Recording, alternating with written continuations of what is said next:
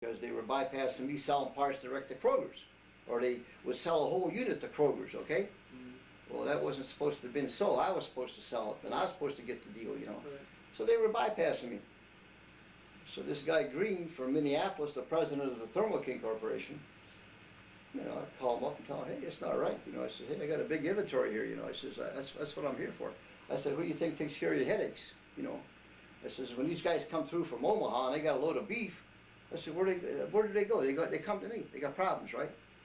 And I says, if we can fix it, we'll fix it. If not, then we dry ice it, you know. And I said, the guy goes on his way. Or I says, we sell him a unit. Yeah, I went on. They've done it once, they've done it twice. The third time I gave up. I shipped everything back. So I shipped it back. So nobody had Thermo King for quite a while there. And then this guy, Ralph Havlick, at that time, Cleveland Hermetic was starting up in the wholesale house. Elmer just starting out in his house on 210 or 220, let's see, 220 it was, yeah. Elmer had a brick house up there, he had a chicken. Who's Elmer? Elmer Weedwall, you know. Yeah. So Weedwall. Elmer had a big house there. He was, Brick he was house, head you of, know. what was he head of, or what did he Well, own? he owns Cleveland Hermetic, mother, him and Yeah. his wife, what you Okay. call it, then his son's got it now. Or they're still involved, I don't know. Anyhow, Elmer had bought this place there, and at one time that was a farm. The guy raised chickens up there. So Elmer started in repairing these sealed-in units when they come out, you know. He used to have a lathe there to cut them open, you know, rewind the motors. You send the motors out or something, I don't know. Put it all back together, resolder them, you know, re-weld them, check them for leaks, fix the compressor. And this Ralph Havlick worked for him.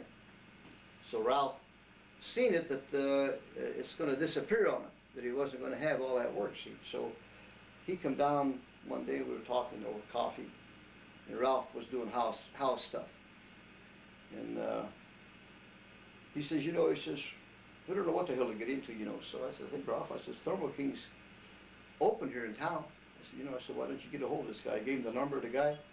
Next thing you know, he flew to Minneapolis. He got the deal. He got the franchise. Yeah, what good was it if they were just cutting their throats anyway?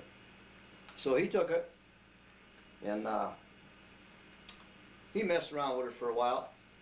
He done pretty good. Thermo King changed their ways of doing business, you know. He had all the parts, and he become a millionaire with that job. He become a multi-millionaire. Tell him what happened. Yeah, so then Thermo King, they give you, like, for incentive, they send you on trips, you know. I mean, a lot of companies used to do that, but there a lot of them aren't doing it now, but there's still a lot of them around. They would say, well, you sold so much of these units up in your section, we're going to give you a free trip to Japan. So him and his wife, that was his second wife, and he had kids with the first wife, and he had kids with the second wife. They got on this plane, and that's the one that hit that big mountain, the big in whole Japan. They all family got killed? killed. Yeah, he was in that plane when it hit that goddamn mountain. Oh, in Japan. Japan, yeah. Yeah. Mount Fuji or something? Yeah, whatever. Yeah. Wow.